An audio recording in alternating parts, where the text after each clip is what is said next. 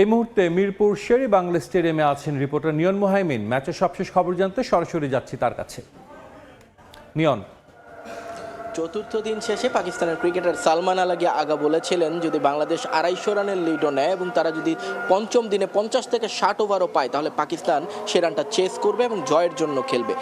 পাকিস্তানের আশা অনেকটাই পূর্ণ হয়েছে, কারণ বাংলাদেশ যে টার্গেটটা দিয়েছে 268 রান, সেটার জন্য আজকে দিনভর তাদেরকে 75 ওভারের মতো বোলিং করবার সুযোগ পাবে বাংলাদেশ।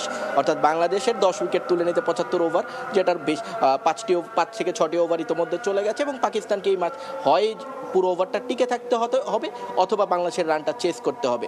তবে পাকিস্তান গতকালকে যে কথাটা বলেছিল, আর যদি শুরু থেকে আমরা দেখি পাকিস্তানকে আমরা সেরকম অ্যাটাকিং ব্যাটিং করতে দেখিনি বা রান তাড়া করবার যে মানসিকতা, সেরকম কোনো কিছু আসলে তাদের ব্যাটারদের মধ্যে এখন পর্যন্ত দেখা যায়নি। সেটার একটা কারণ হতে পারে যে এখনও বলটা নতুন আছে, মাত্রই প্রথম ঘন্টার সেশনটা চলছে, কারণ তারা লাঞ্চের জাস্ট কিছুক্ষণ আগে আসলে অল আউট হয়েছে বাংলাদেশ 9 উইকেট পরবার পর ডিক্লেয়ার দিয়ে দিয়েছিল এবং তার পরবর্তীতে একটা উইকেট তুলে নেওয়ার পরে ইমামুল হককে যখন তুলে নেওয়া হয়েছিল সেখানেও একটু ব্যাকফুটে চলে যায় পাকিস্তান।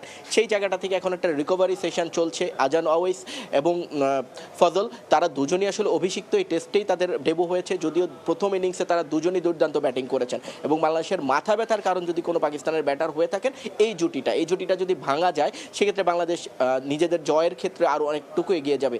কিছুক্ষণ আগে বিসিবির অ্যাডহক কমিটির যিনি প্রেসিডেন্ট আছেন তামিম ইকবাল, তিনি আমাদের সঙ্গে কথা বলছিলেন। তিনিও বলছিলেন যে দেশের মাটিতে আসলে পাকিস্তানকে টেস্টে যেহেতু কখনো হারানো যায়নি, সেই সুযোগটা আসলে বাংলাদেশের নেওয়া উচিত এবং বাংলাদেশ অল আউট অ্যাটাক করবে, সেটা আসলে বাংলাদেশ গতকালই বলেছিল এবং সেটাই করছে।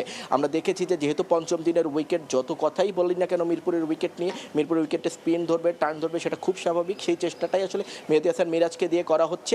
প্রথম থেকেই তিনি এক পাশ থেকে ওপেন করেছেন, অন্য পাশ থেকে তাসকিন করছেন, অর্থাৎ পেস এবং স্পিনের একটা সমন্বয়ে বাংলাদেশ আসলে চেষ্টা করে যাচ্ছে পাকিস্তানকে করতে এবং ব্রেক থ্রো এনে দিতে। তাসকিন প্রথমেই সাফল্য পেয়েছেন, কিন্তু এখন পর্যন্ত দ্বিতীয় উইকেট এবং এখন পর্যন্ত যদি বলি বাংলাদেশের এই টেস্টের সবচেয়ে গুরুত্বপূর্ণ উইকেট হচ্ছে এই জুটিটা। এখান থেকে যে কোনো একজনকে বিদায় করা গেলেই পরবর্তীতে যারা আসবেন, আমরা দেখেছি যে প্রথম ইনিংসেও তারা খুব বেশি যে ভালো করেছেন তা কিন্তু নয়, কারণ সবাই আসলে আসা যাওয়ার মধ্যেই ছিলেন। তো বাংলাদেশের জন্য একটু টাফ টার্গেট, পাকিস্তানের জন্য সহজ, কারণ টিকে থাকতে পারলে ম্যাচটা অন্তত ড্র করে তারা বের হয়ে আসতে পারবে।